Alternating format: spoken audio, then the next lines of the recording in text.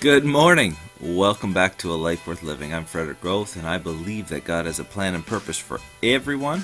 I have a message of hope and truth to show you a life worth living.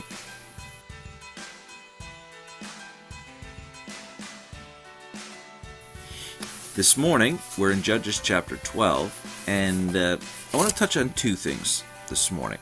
Hopefully I can get through both of them quickly enough. First of all, do you have in your life one of those, and I'm going to use some strongish language this morning, one of those annoying people that always complain after the fact that you didn't ask for their help? Well, you should have called me.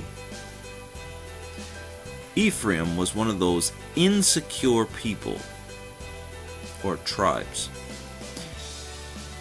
2 or 3 times, I think it was 3 times, and this was the 3rd time in Judges, that they made a stink about the fact that nobody called them to the war. And we wanted to be involved, but they always showed up after the battle was won. I mean, come on. Seriously? You didn't know everybody was going? You didn't hear the trumpet sound? You didn't know? People want a share in the spoil, but they don't want to do the work to get the spoil. They don't want to show up on time. They don't want to be there when you need them. They just want to complain after the fact. We got to watch out for those kind of people. They'll drag you down. Now, on to the next point. Including Jephthah, who we just talked about yesterday, there was 31 years the judges at that time helped Israel stay connected to God to some degree. So here it is. Second point. We got to have someone in our life that we trust enough that they can, quote unquote, slap us upside the head and wake us up and straighten us up and remind us to stay on the straight and narrow.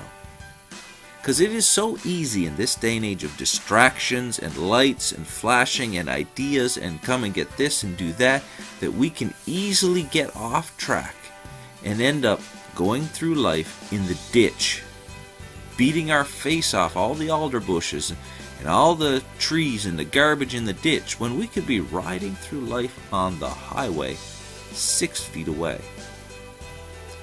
We need someone in our life, someone like myself who puts these videos out to kind of wake us up and remind us.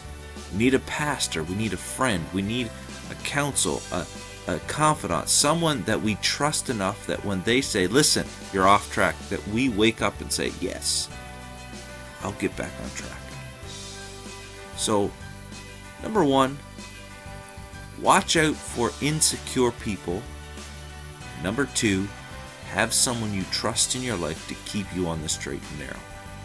Because it is easy to get distracted and fall off course and end up out in the cabbage patch, if you will, in the alder bushes, in the ditch, getting smacked to death because of our own foolish choices. Get out there today and live a life worth living. And get back on the road. Stop going through the alders. Have a great day. God bless you.